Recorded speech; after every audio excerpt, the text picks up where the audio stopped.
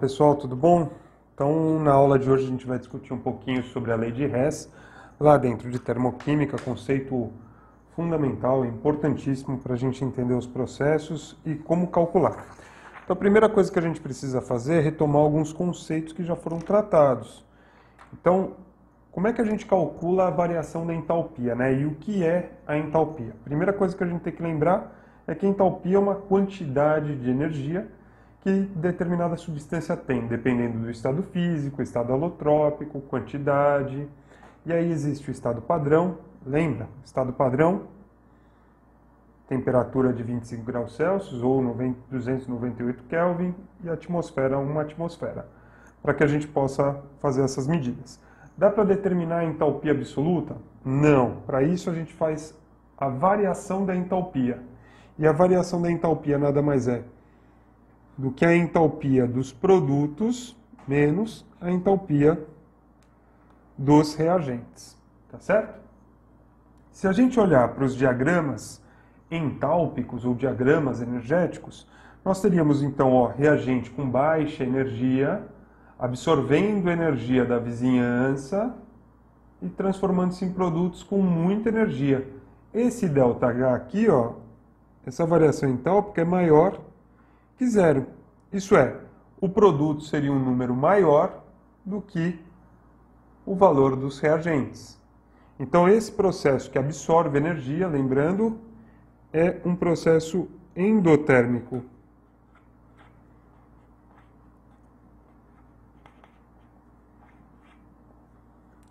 Agora, e se eu parto de reagentes com muita energia e libero essa energia para me transformar em produtos de menor energia, essa energia liberada para a vizinhança?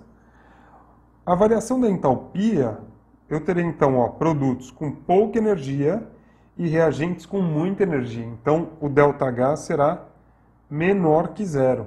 Então, estamos falando de um processo exotérmico.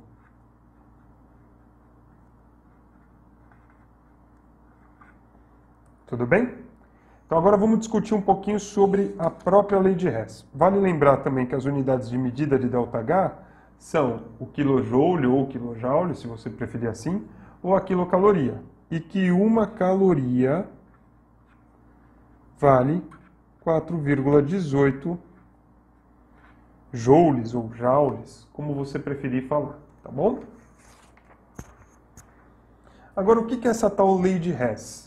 A lei de Hess ela é proposta da seguinte maneira: o calor que é liberado ou absorvido no processo, em um processo químico, ele vai depender apenas dos estados iniciais e finais. Então, todos os estados transitórios e intermediários não nos interessam, tá certo? Como é que a gente calcula essa entalpia? Então, vamos lá, olha. O primeiro exemplo é um exercício. Ele nos fornece uma reação, que é a reação da formação do metano. Então, repara, essa é uma equação termoquímica. Temos aqui estado alotrópico mais estável, gás hidrogênio, gás metano. O estado físico é importante ser representado, além de estar balanceada e ter o ΔH. ΔH é esse que a gente precisa determinar nesse processo. Então, aqui estamos falando da entalpia de formação. Poderíamos até colocar aqui esse Fzinho, tá bom? E o que ele me fornece para calcular essa entalpia de formação? 3 outras equações. Mas essas 3 outras equações nada tem a ver com essa equação aqui de cima. Veja, aqui é a queima do grafite, isso é, uma entalpia de combustão. Lembrando, toda entalpia de combustão é um processo exotérmico, isso é negativo. Aqui temos uma entalpia de formação da água líquida. E aqui temos a combustão do metano, novamente exotérmica, tá certo? Então, eu tenho a combustão do grafite, a formação da água, a combustão do metano. Mas o que eu quero é a formação do metano. Veja, nenhuma dessas equações me traz essa informação. Acontece que eu posso combinar essas equações aqui, e adequar as variações entálpicas de tal maneira a obter esse processo. Então, como é que a gente vai fazer isso? Primeira coisa, olhar para as equações. Vamos chamar essa equação aqui, ó, que é a que a gente quer, de equação problema. Então, o primeiro participante da equação problema é o carbono grafite. O carbono grafite, ele tem 1 mol e está nos reagentes. Quando eu olho para as 3 equações fornecidas, o carbono grafite se apresenta na primeira equação fornecida e tem 1 mol e está nos reagentes. Então, ele está exatamente na mesma posição que eu quero, isso é, reagentes, e na mesma quantidade que eu quero, isso é, 1 mol, tá certo? Então, o que eu vou fazer? Só repetir a nossa equação 1. Então, ó, carbono grafite reage com oxigênio gasoso, transformando-se em gás carbônico, com uma variação entálpica de negativo 393 kJ. Tudo bem? O segundo participante da nossa equação é o gás hidrogênio. E ele também é um reagente, isso é, está antes da seta, e temos 2 mol. Aonde está o meu participante nessas equações? Olha, está na segunda equação. Ele também é um reagente na segunda equação, mas ele só tem 1 mol. E quanto que eu preciso? 2 mol. Então, o que eu vou fazer com essa segunda equação? Eu vou multiplicar inteira por 2. Mas você lembra que a quantidade interfere na variação da entalpia? Então, se eu vou multiplicar essa equação por 2, eu vou ter que multiplicar essa variação de entalpia também por 2. Tá certo? Então, vamos lá.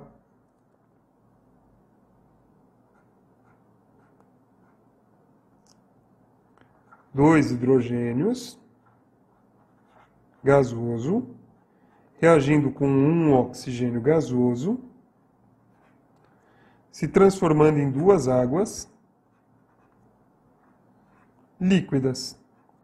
Só que ao multiplicar a equação, eu também tenho que multiplicar a variação da entalpia. Então, 2 vezes 285,5 vai dar 571. Então, ó, negativo 571 quilojoules.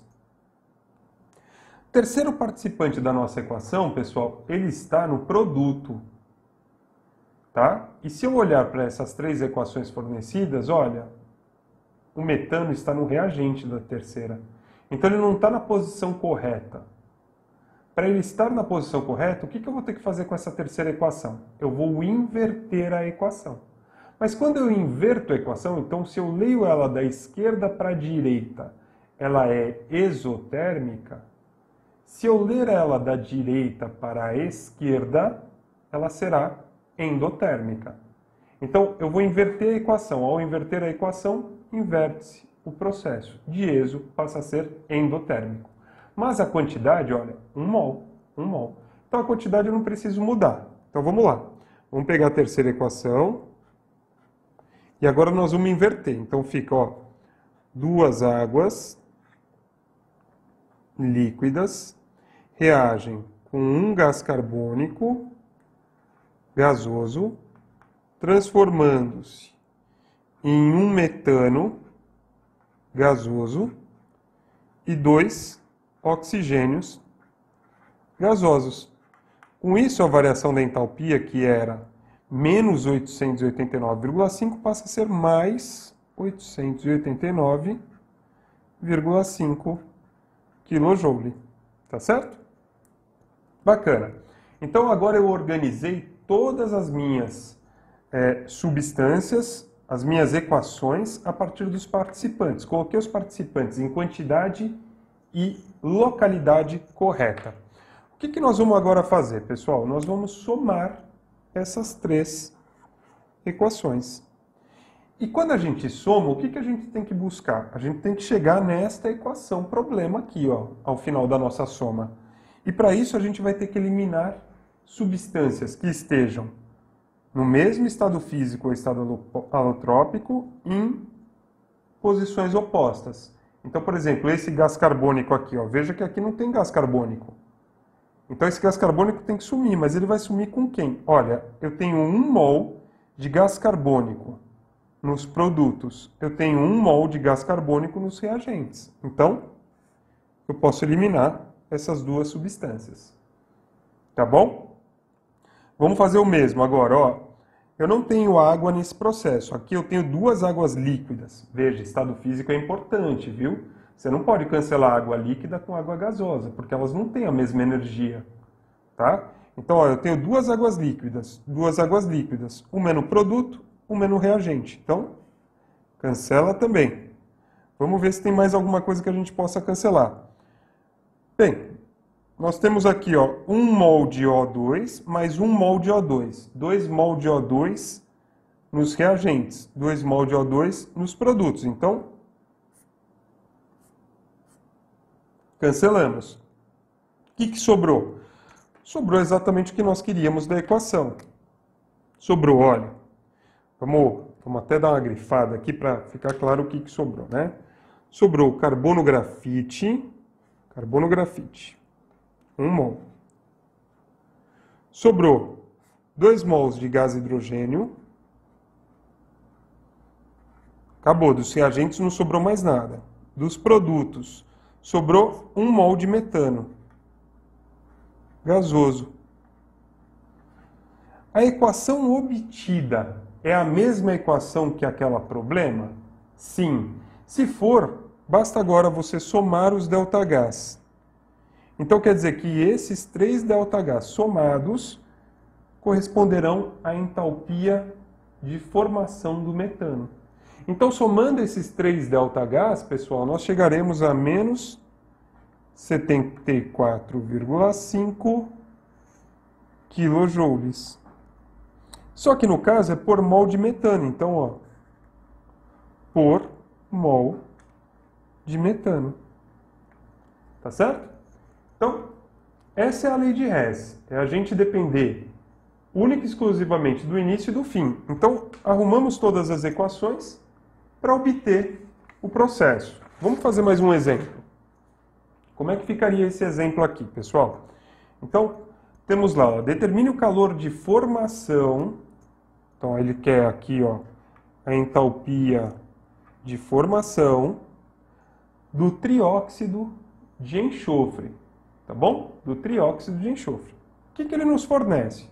Ele nos fornece aqui, ó, uma combustão do enxofre e depois uma oxidação do dióxido de enxofre em trióxido de enxofre, tá certo? Então, em nenhum momento ele nos dá a equação direta. Feito. Primeira coisa que a gente precisa pensar como é que se forma, como é que tem essa equação de formação do trióxido de enxofre. Lembra, a entalpia de formação é formar uma substância pura composta a partir das substâncias puras simples e alótropos estáveis. Então, vamos pensar em formar o trióxido de enxofre. Olha, ele não deu a equação problema. Ele está partindo do pressuposto que você vai saber montá-la com tranquilidade. Então, ó, nós queremos formar o trióxido de enxofre gasoso. Para isso, eu vou precisar de enxofre. Tudo bem? Sólido aqui. No caso, o rômbico, que é o nosso alótropo mais estável. E vamos precisar também de oxigênio. No caso, estado físico gasoso, porque é o estado padrão à temperatura ambiente. Tá bom? Temos que balancear. Toda entalpia de formação, ele quer saber esse ΔH aqui, ó. Toda entalpia de formação é para formar 1 mol. Então, olha, 1 mol de enxofre. Bem, eu preciso de 3 oxigênios aqui. Aqui eu tenho 2, então fica 3 sobre 2. Pronto, eu tenho minha equação problema. Agora eu vou reorganizar essas duas equações de acordo com a minha equação problema. Tá bom? Então vamos lá, ó. O primeiro participante da nossa equação problema é o enxofre. Ele está aqui nos reagentes. E lá na equação 1, ó, ele também é reagente. Só que na situação problema, aqui na nossa equação problema, eu tenho 1 mol, enquanto que aqui eu tenho 2 mol. Então o que a gente vai fazer? Vai dividir a primeira equação, e logicamente o ΔH, por 2. Então como é que fica a primeira equação agora para nós? Fica 1 mol de enxofre rômbico reagindo com 1 mol de O2 gasoso transformando-se em 1 mol de dióxido de enxofre gasoso, e o ΔH é menos 593,6 kJ dividido por 2. Então, peraí, vamos fazer essa conta aqui, ó. Menos 593,6 kJ dividido por 2. Então, isso daqui dá menos 296,8 kJ. Tá bom? Vamos para a segunda aqui, ó. Quem é o nosso próximo participante? Ah, é o oxigênio. Veja que o oxigênio aparece em todas as equações. Então, melhor não mexer com ele. Vamos mexer com o trióxido de enxofre. Trióxido de enxofre, produto. Tá bom? Não aparece na primeira equação, o que é bom, porque a gente já mexeu nela. Aparece na segunda equação. É produto também. Então, a posição da equação está certa. Mas aqui, ó, eu tenho 1 mol. E aqui eu tenho 2. Então, o que a gente vai fazer novamente? Vamos dividir a equação por 2. Então, equação 2. Vai ficar 1 mol de dióxido de enxofre gasoso reagindo com meio mol de oxigênio gasoso, transformando-se em 1 mol de trióxido de enxofre gasoso. Com isso, ΔH, pessoal, fica negativo 97,8 kJ, dividido também por 2. Se você dividir a equação inteira por 2, tem que dividir o ΔH, porque ele depende da quantidade. Então, dividindo isso daqui por 2, teremos 48,9 kJ negativos. Tá certo? Agora, vamos fazer a soma das equações. E vamos tentar eliminar tudo aquilo que se repete.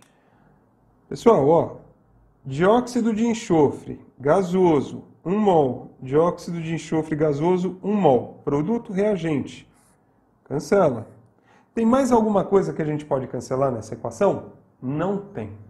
Então, a gente vai somar e derrubar tudo no final aqui, ó. Então, ficou, ó, 1 enxofre sólido rômbico reagindo com 1 mais meio, 1 e meio, então 3 sobre 2 O2 gasoso,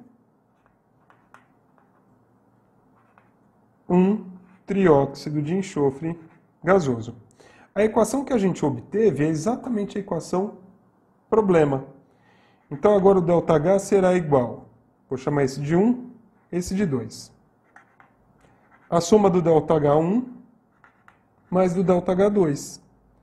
Então o ΔH é negativo 296,8 kJ mais negativo 48,9 kJ. Não esqueça de manter as unidades, tá? Essa história de deixar só colocar a unidade no final, você perde pontos, inclusive em vestibulares. Então, fazendo essa soma, teremos negativo 345,7 kJ. Então não interessa as etapas intermediárias, o importante é só o início e o fim. Tá certo, pessoal? Então, até a próxima aula. Um grande abraço.